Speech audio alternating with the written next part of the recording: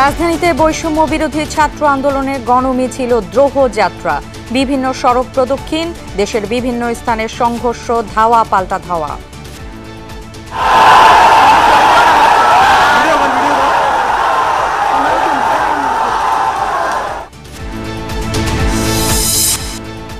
সাম্প্রতিক ঘটনায় প্রধানমন্ত্রী সব শ্রেণী পেশার মানুষের সাথে মতবিনিময় শুরু করেছেন, জানালেন ওবায়দুল কাদের।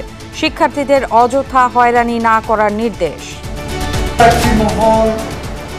সরকার বনাম শিক্ষার্থী গেম খেলে ফায়দা লোটার অপচেষ্টা করছে।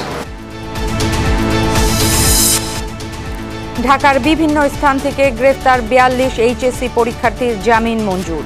সাতক্ষীরা কারাগারে বসে পরীক্ষা দেওয়ার অনুমতি পেলেন ২ শিক্ষার্থী।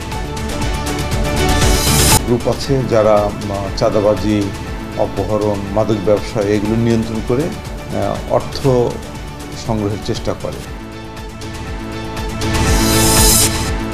টানা বৃষ্টিতে বিভিন্ন স্থানে জলাবদ্ধতা, ডুবেছে সড়ক, বাসাবাড়ি, বাড়ছে পানিবন্দী মানুষের ভোগান্তি। বৃষ্টি হলে পানি জমে যায়, ড্রেনেজ ব্যবস্থা খুবই খারাপ। পরিবার সব মানুষ পানিবন্দী আছে।